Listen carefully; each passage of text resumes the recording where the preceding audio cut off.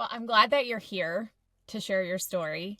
The cliff notes that you had sent me, I guess we can start from the beginning. You had said, I saw your post and loved the idea of sharing my story. Here's a little bit. I'm a survivor of narcissistic abuse, like you just said, by the man who I thought was my father until I was about 25.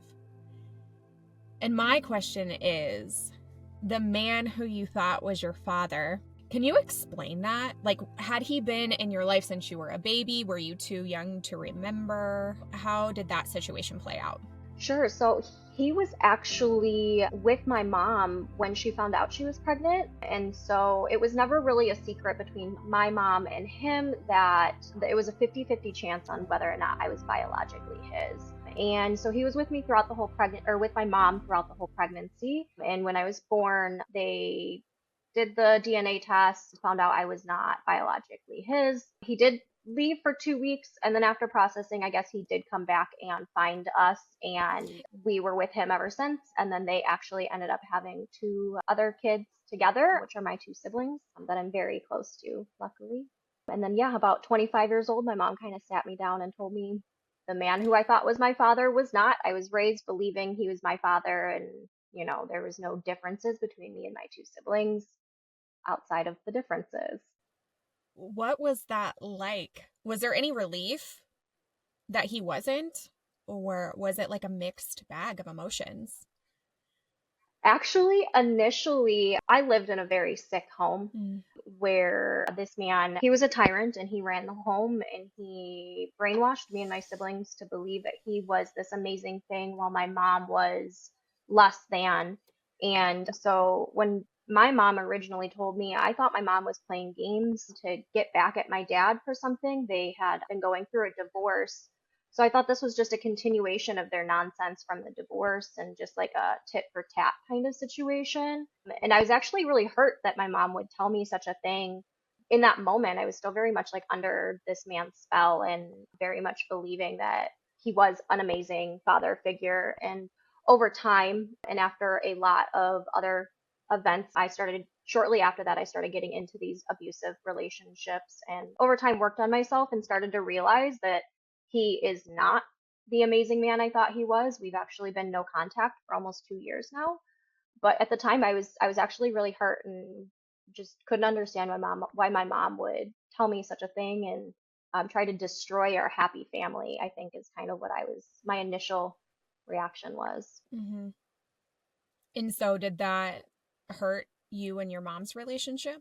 Very much so. My mom and I did not have a close relationship growing up.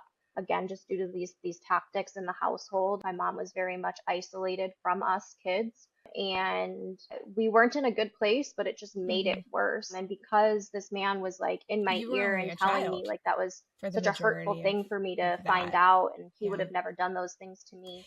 I Was kind of fed he, into it more, and go ahead. it put a pretty big wedge between me and my mom for a very long time. Was your stepfather also Yeah, narcissistically abusive with your mother, or was it just yeah. you and your siblings? He definitely was just a narcissist through and through. Didn't matter what type of relationship. There wasn't much that was authentic about him. He was very abusive to my mother. And, I witnessed a lot of the verbal abuse. It was only verbal abuse. There was physical intimidation tactics, but he never put hands on my mom, nor did he put hands on us. And I think that that's going to be really important for later in my story. But they argued a lot and it was very toxic and there was a lot of screaming, a lot of breaking things. He would often, I guess, tell my mom she should just kill herself and get it over with. And so it was a lot towards my mom. I think out of the kids, meaning me and my two siblings, I got it the worst. Growing up, I attributed it to me being the oldest. And I'm now finding out later as a late diagnosed autistic person that I was very like into justice. And so if you're saying one thing but you're doing another thing, it upset my nervous system in a way that I would always stand up for as a kid. And so I was kind of painted as this problem child and disrespectful. And I got his abuse the worst. Like he would scream at me for 6, 7, 8 hours straight, no break, just demeaning and kind of like trapping me in like the basement to keep me there so he could just keep going. My siblings didn't get it as much. And now that I know he was not my biological father, I think that that had a huge factor in things and the way I was treated. But again, growing up, I did not. I didn't have that insight as to why I was treated so differently.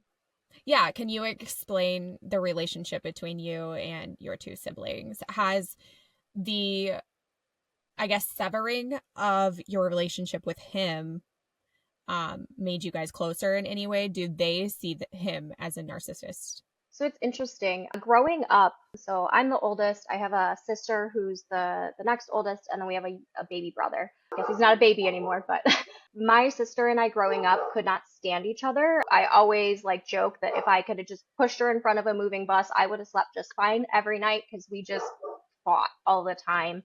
But we both got along with our little brother always. So our little brother was like very lucky that he didn't have beef with either of us, but it was just a lot of it was my sister and I. Again, now that I'm older and I have the insight, my sister was the golden child. She was his first child.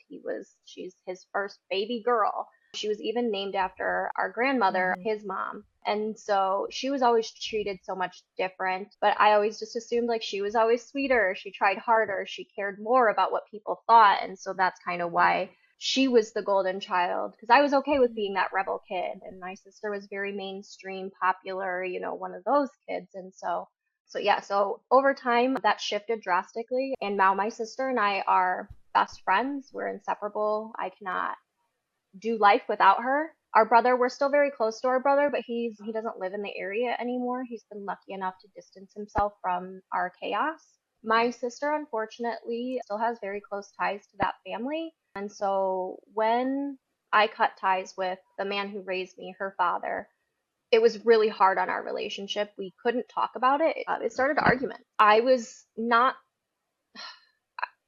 struggling to verbalize what I was going through and the abuse that I was enduring, even at 32 years old. I don't even think I acknowledged yet how abusive it was until I hit my breaking point and I took steps back. And again, this was only 2 years ago. And so when that started happening, my sister just so desperately wanted us to have this happy family, right? She wanted it to be the way it always has been. It always was our father, the man who raised me, and like us two. And so the three of us were always super close. And so that dynamic shift, just she took it really hard. We ended up having to have an agreement that we could not speak on those things without checking in with the other person and getting permission and then being specific about the topic, because I wasn't speaking on my side, but he's speaking a lot. He needs to tell people his side of the story. He needs to start spinning it in a way that makes him look good, because there's so much that makes him look terrible. And, because of that, like, imbalance of information, he was able to get through to my sister, and my sister's like, "You're right, she's being crazy.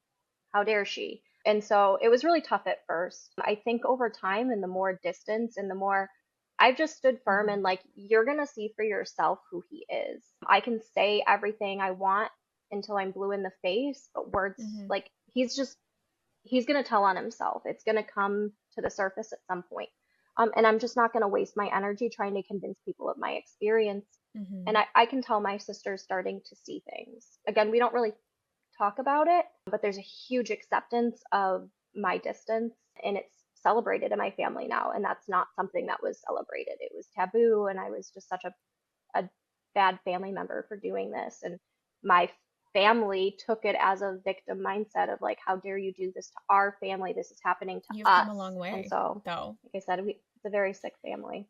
You said when you reached your breaking point, what pushed you to that point? So the thing that shifted my relationship with my sister back when we were kids was she got pregnant in high school. And in that moment, like, I just knew this baby is bigger than all of us, right? Like, this is bigger than me and my sister's petty stuff. Stop stealing my clothes, whatever.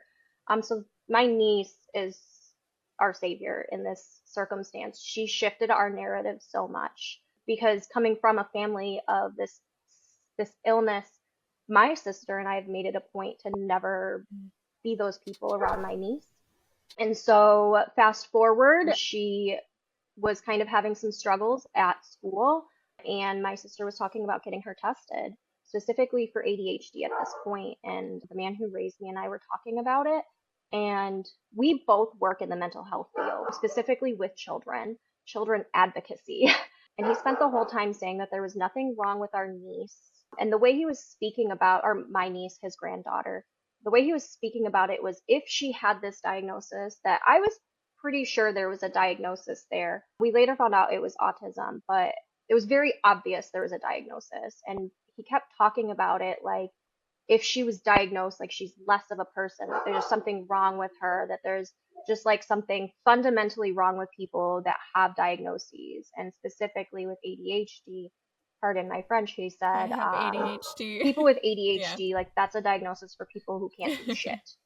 My husband has ADHD. I have lots of loved ones with ADHD. Again, I am an actual child advocate, and so that was kind of the thing. And I was like, and because I knew my niece probably had this diagnosis or a diagnosis, I was kind of defending her in a sense, and it kind of just enraged me. And we kind of got into it. He pocket dialed me and was talking about me in this voicemail, and I had tried to confront him and he didn't answer. And I texted him and I was just like, hey, listen, I'm disappointed. Like the way you spoke about people with ADHD was just like not okay. I think you need to kind of explore those things. And his gut reaction was to call me and leave me a voicemail reminding me of how terrible of a child I was, and telling me that like I'm just such a horrible person, and just like all of that, like all of the explosiveness, the same lines, that it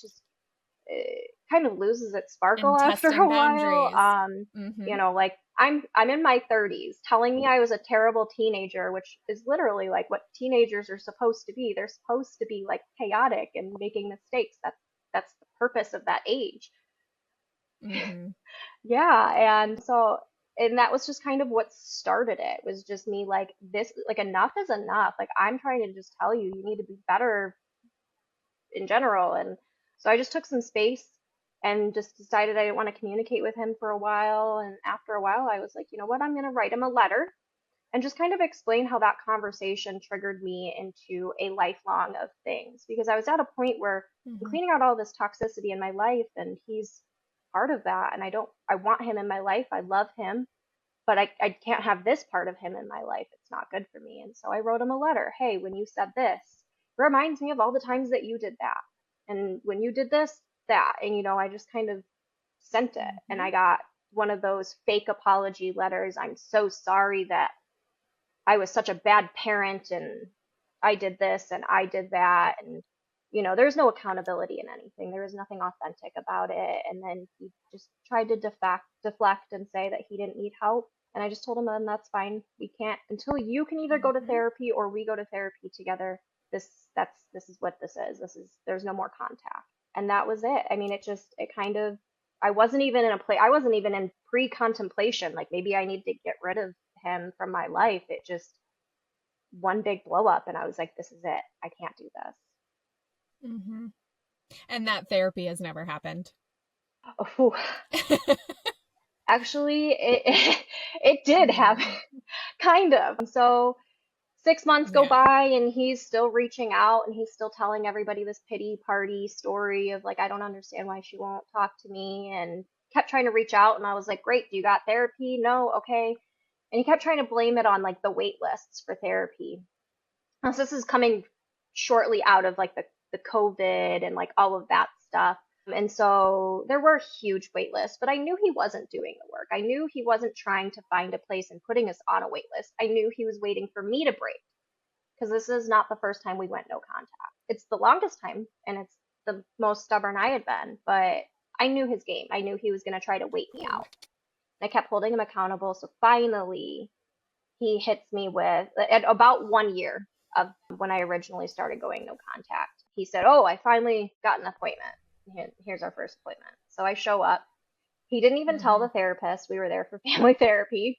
She was shocked to see me and very confused, and spent the whole time telling her about how I ruined our family. There was no talk of we've been no contact. There was no talk Mm. of we need things, like we need to work on things. It was just Jenna ruined our family, and it was just Jenna, Jenna, Jenna. Jenna did everything. And so I was truly there to go through the motions, I think internally. Like I I knew he can't get better in the play as who he was in that moment. I knew he couldn't get better. I hope for my siblings he does find the help that he needs, but I don't think he will. But I was there just because I that was what I said I was gonna do. And I think that that's the closure I needed, was to give it the one last good old college try. So we went to a few sessions. The first session was really rough. So the second and third sessions we had to go separately. And then the fourth session we came back together. And she had asked us to come with a list of boundaries, basically, Yeah. so we could start kind of breaking down what like the big issues were, because we still weren't even agreeing about what the issue was. And so I just was like, okay, well, here's my boundaries. When you call, you cannot call repeatedly until I answer. That's like, you don't, like, he's one of those people that believes he deserves access to people Yeah. 100% of the time. And that's obviously not appropriate ever. And I even told him I have a Yeah. trauma directly related to repeat phone calls. When I was 16 Mm. years old, my best friend died in a car accident directly behind my house, and I missed the phone call. So missing phone calls for me is like traumatic. It gives me a lot of anxiety. And so when you call repeatedly, people automatically assume it's an emergency. That's what normal people do when there's an emergency. And it's never an emergency. It's just like, oh, I was just thinking about you, or, whatever. And so I even revisited that because that Mm. was something we tried to work on previously. And he was just like, that doesn't happen. And I was trying to tell him, like, I feel like you believe I'm your equal until it's convenient for you. I'm his punching bag. I am the person that he vents to. I'm the person that's preventing him from stalking his ex-wives and getting arrested. I'm the one when he is getting explosive and embarrassing himself. I'm the one calming him down and reeling him in. And I was just trying to tell him, like, I can't do that for you anymore. I am Mm-hmm. your daughter. You're supposed to take care of me, You were the and I'm therapist done taking child. care of you.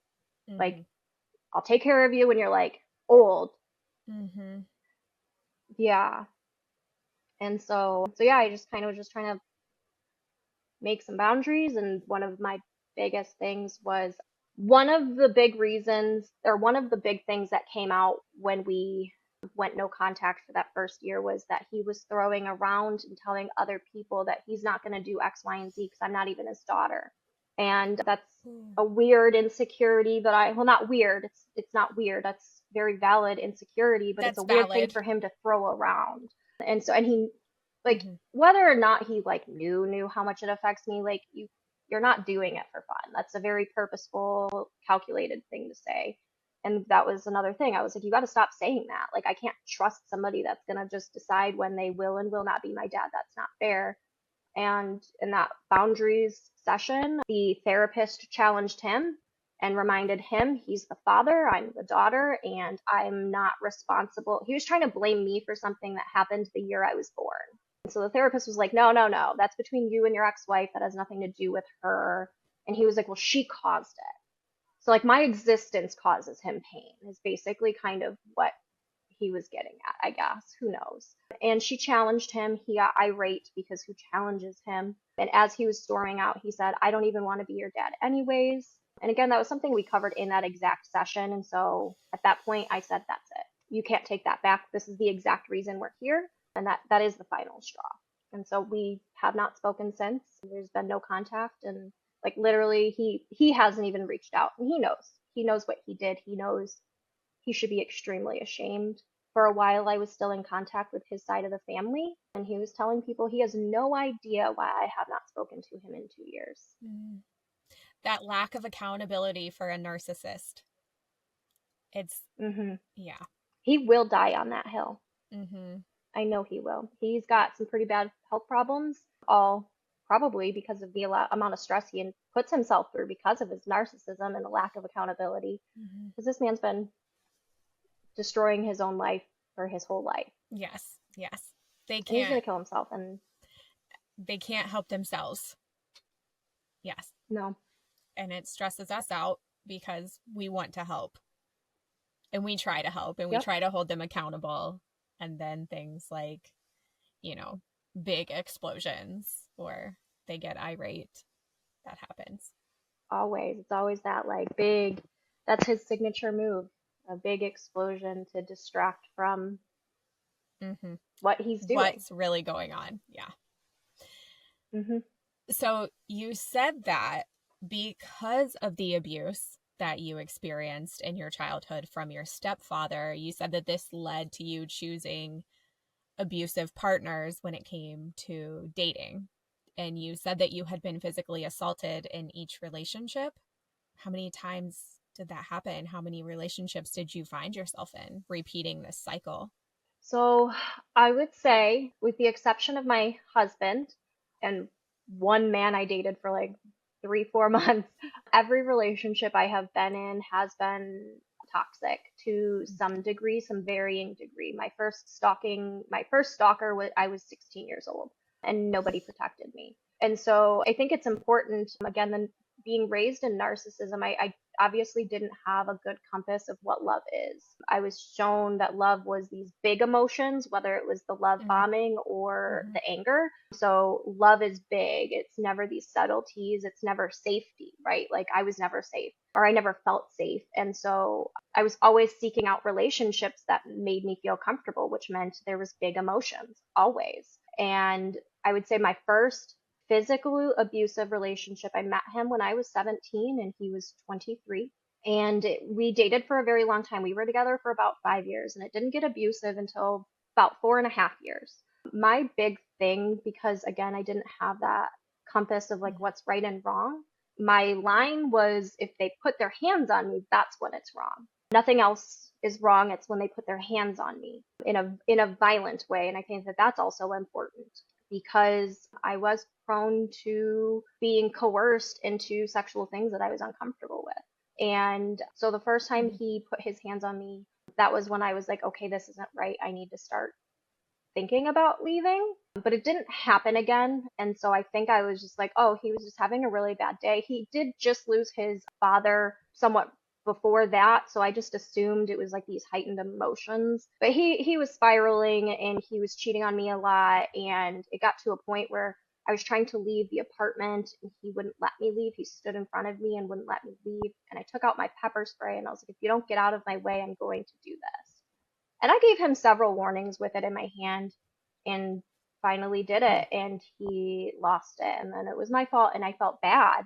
I felt really bad because he was sitting in the shower sobbing. And then I stopped. I didn't even end up leaving. I ended up taking care of him. Oh, And yeah. then like a week later, 2 weeks later, he like threw me up against the wall because I came home from work late by like 10, 15 minutes. Like it wasn't like a big deal. And he like kind of threw me up against Yeah. the wall by my throat. And at that point, I was just like, okay, I've got to start doing this. But I didn't know how to do that because we had a lease together. I was so young. I didn't really understand all of that. And I didn't feel like I had anywhere to go unless I went home to the man who raised me. Oh. And I knew he would see that as a failure. He wanted me to stay in these relationships pretty consistently. His favorite boyfriends of mine were the most toxic. So, but yeah, I ended up leaving. I was single for a pretty long time. I had another boyfriend who I was trying to get him to wake up because we had plans, pulled a knife on me, and I just kind of stupidly looked him in the face and said, if you're gonna do something, do it. Otherwise, get out of my face. We broke up after He that. didn't do anything with I'd the say knife? 6. No, he was definitely one of those people that I don't think he actually had it in him to follow through on the physical stuff. He was a lot of bravado. Like Mm-hmm. it was just never anything. It was just a lot of bark. But that was kind of where I was living is like these people don't Mm-hmm. have it in them. And I do very much believe that that person didn't.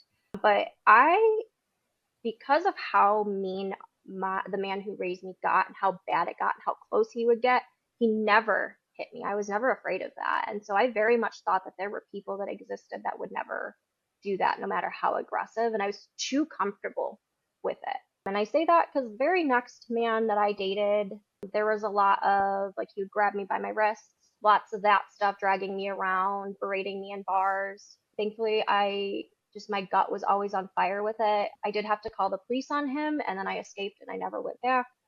And then the next man Mm-hmm. I met was the scariest. And these are all consecutive. Like there was really nobody in between.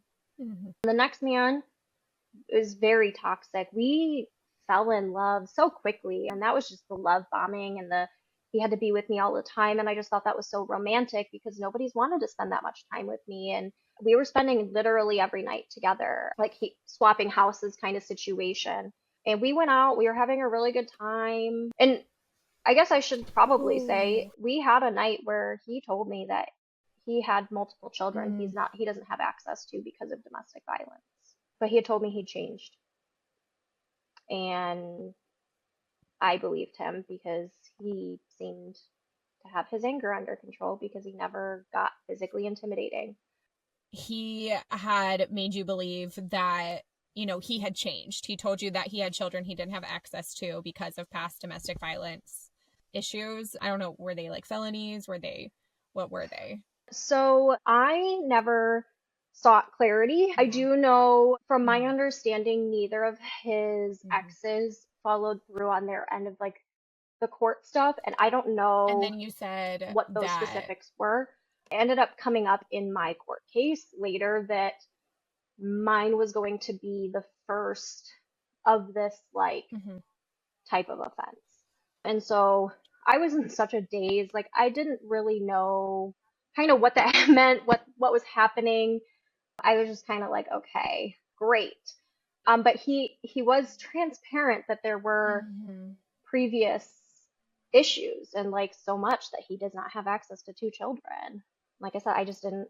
I don't know. I He showed me Yeah. so much of what I thought was love. Mm-hmm. It didn't matter. Mm-hmm. It just didn't. It did not matter to me. And then you said that he was the scariest one. So can you walk me through this relationship?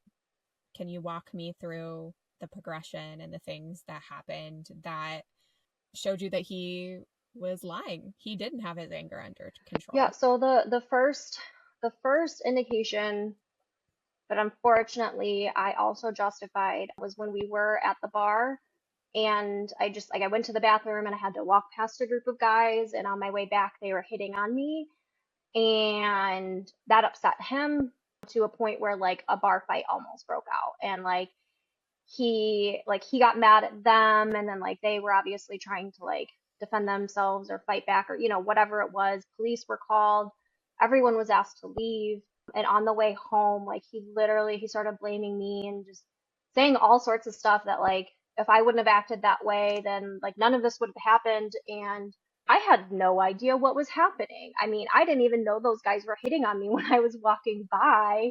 I'm very much always in my own world, so I didn't know those men were hitting on me. They were loud, and I just assumed we're in a bar. Who cares? But he blamed me, and so it became an issue. And at a stoplight, I actually like got off of his motorcycle and was like, I can't do this. And he got off his motorcycle, and it got physical. Like it was my old self described it as it was just minorly physical.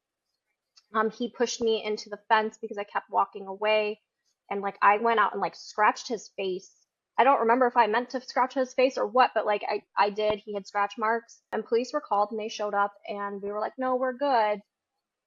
And we went home that night and we pretended like none of it happened, and we continued life like none of that happened. And like 2 or 3 weeks later, when he was preparing to go on his trip to Vegas with his friends, it somehow came out that he cheated on me with his ex-girlfriend and she was pregnant. And so in that moment, we were at my apartment and I was like, no, like get out. Like get out of my face, get out of my life, get out of my house. Like that's we're not doing this. And he got mad at me and he got in my face and like I slapped him, and which is weird, a weird instinct for somebody who is very trusting that these people don't get like that. But I just knew this was different and like instinctually. And the second I slapped him, like all life left him and his eyes just went dark, and that was no longer the same person I knew. He was just, you could just see it turn in him. Mm-hmm. He did like a weird little twitch thing too, Mm-hmm. and he just unleashed on me. He started punching me, kicking me, like grabbing me by like my shoulders and like just banging my head against the floor repeatedly. I got thrown across the room at some point. I was unconscious at some point, I don't think for very long. I tried to escape and like got my front door open and everything. I was like trying to literally, I was on the ground. I was trying to pull myself out through the door frame and he dragged me back in. And at some point, I have no idea how it ended, but just next thing I know, he grabbed his stuff and he's gone. I just heard his motorcycle. And at that point, I ran outside for my life because I was so afraid he was going to come back in and like start over again that I ran down my apartment complex barefoot, screaming for help. And nobody was answering. Nobody was answering any of the doors. Nobody wanted to help. And it's broad daylight, middle of the day. Nobody wanted to help. And I ended up going back to my apartment building because I heard his motorcycle leave. And so I was like, oh God, maybe I can at least get back into my apartment and lock the door and like be done with this. And this just angel of a woman from my building recognized me and she just was like, are you okay? What do you need? I'm going to call 911. And I was like, no, it's fine. I'm fine. I just got to go to my apartment. So I was in such shock. And she was like, no, sweetie, like, I'm going to call 911 and like, can I call somebody else? And that was kind of just like it. It was just like, it was over just like that. I don't know. I have no idea how we went from I cheated on you to that, but unfortunately that wasn't the last time.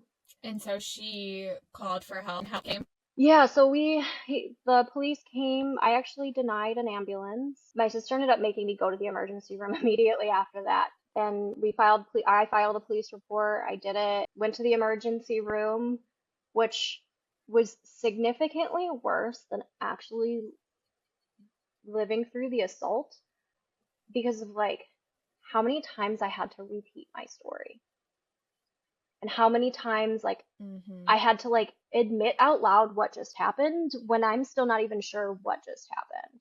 You know, all of the questions and like all of the photos and like it was very like invasive, necessary, but invasive. And, Invasive.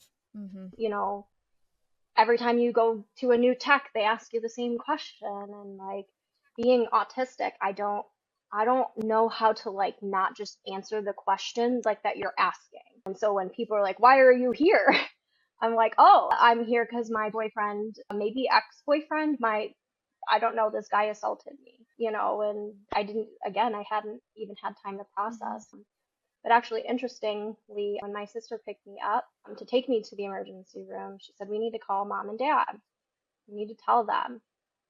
Because, again, these are patterns, and I need to start telling people that I love. And I said, okay, well, let's call dad first. He was in Florida taking care of our grandma, and he became irate and screamed at me and started blaming me. Yeah.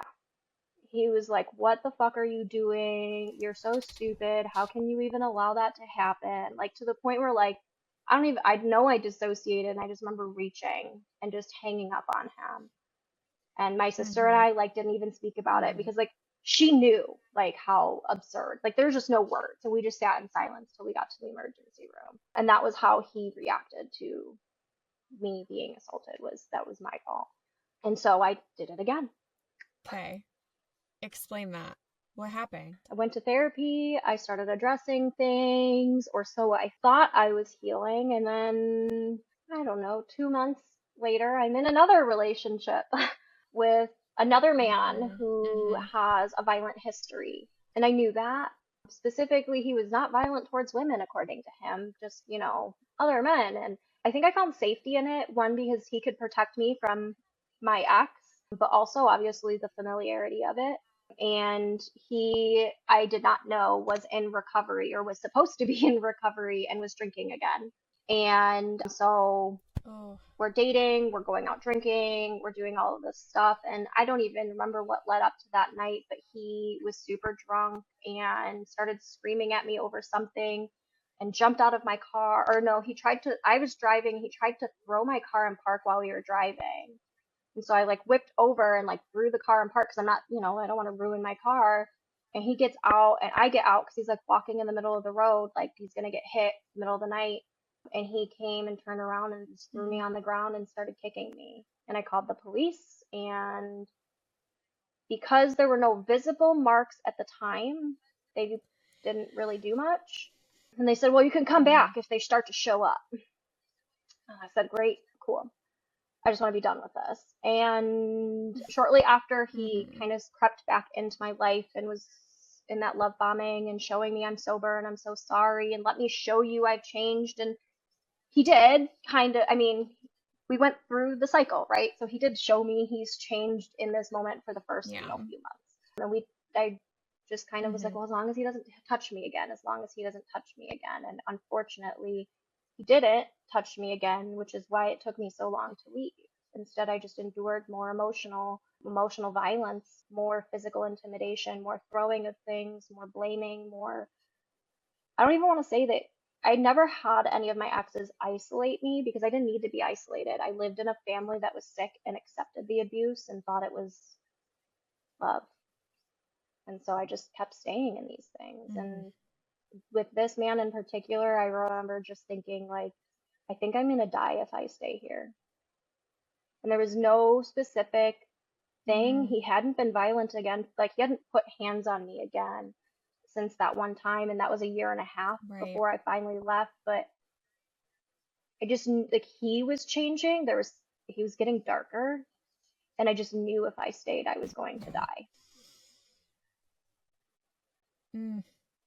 I just got cold chills because I too have had that thought without something really happening, but just having that gut feeling of he's going to kill me. Yeah, Was that the last relationship that you were in before you really focused on your own healing? yeah. I mean, definitely the last toxic relationship in that way. I think I dated a couple more guys, but as soon as I saw the red flags, I acknowledged them instead of staying in it and Mm-hmm. powering through.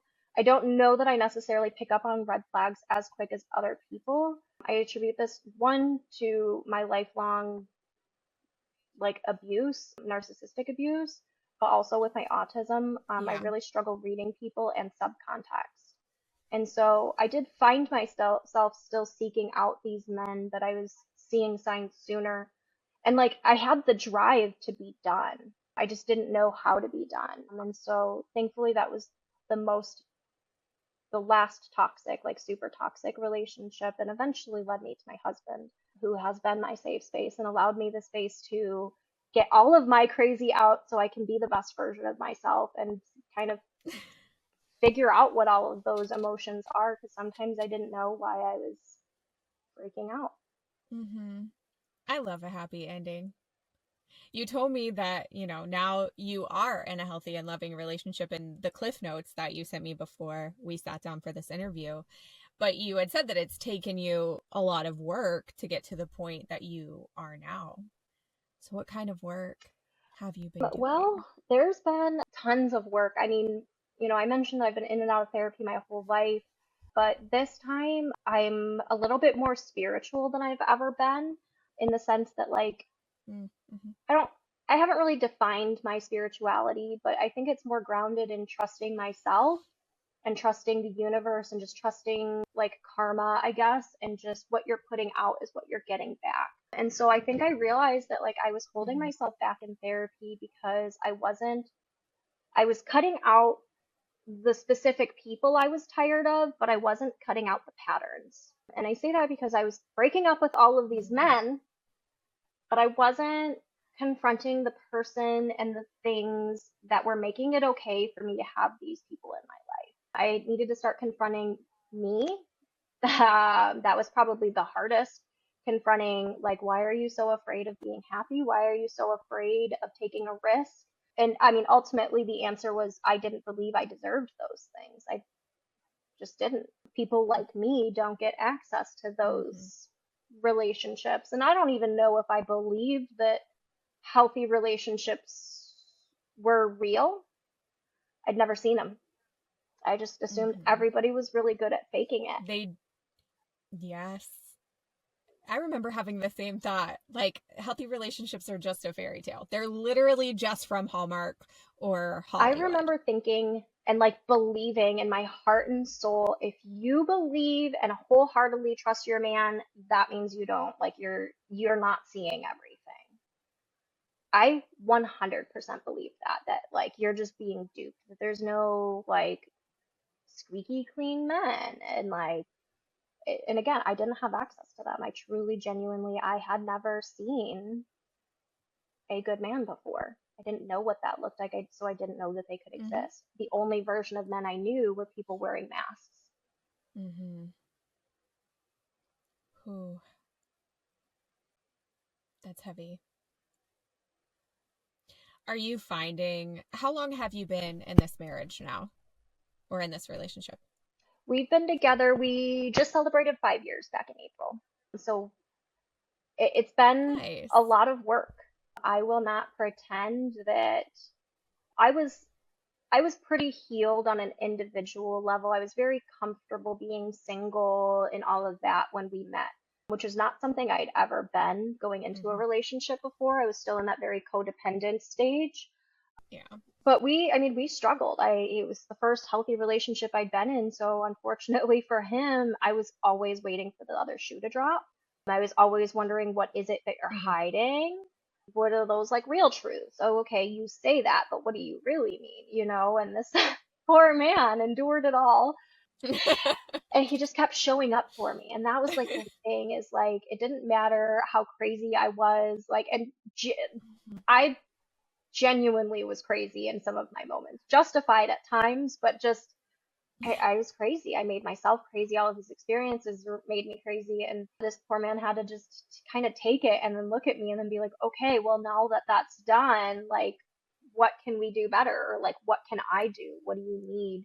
What should I have done to prevent those big emotions? And he just was open and honest. And even when I was like really crazy and like I hurt him or I scared him or, whatever, he was able to come with me with so much love and compassion and be like, I didn't like that, but like, I get it and it's okay. And like, we just got to do better. Mm-hmm. But like, it's okay that you just completely collapsed.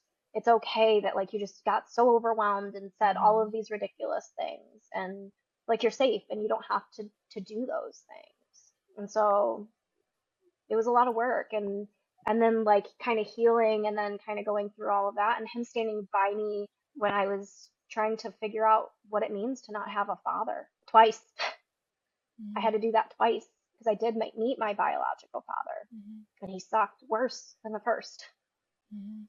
So yeah, he just So you see that a lot of the a lot of the times it's kind of like a generational thing that is passed down. You know, your mom was attracted to these kinds of men. You were introduced to narcissism very early on, and through, what did you say, about 25 years was when you finally kind of woke up, and now you're breaking the cycle. That's a lot of work. breaking cycles Mm-hmm. is not. I mean, finding is not for the faint of heart, and No. I I've always known I was different than my family in so many ways, and I was always the protector of my family. And so Mm-hmm. again, when my niece came into this world and I'm seeing all of this stuff, that I'm like, I don't that we're not doing that. Like that, no, no.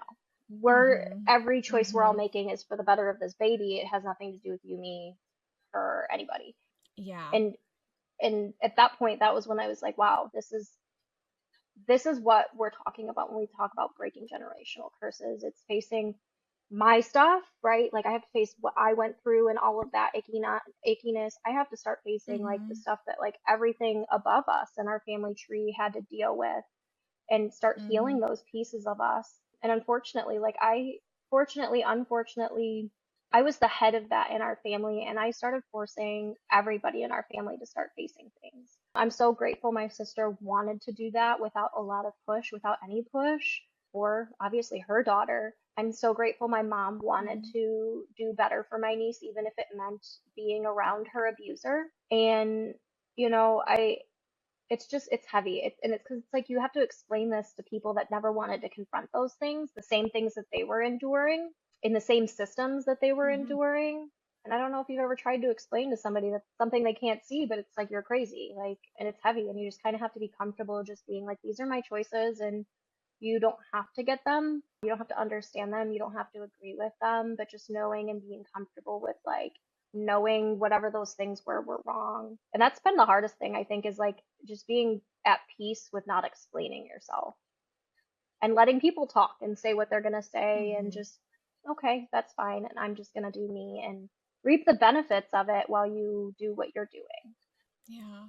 I've absolutely loved this Thank you. conversation. Yeah.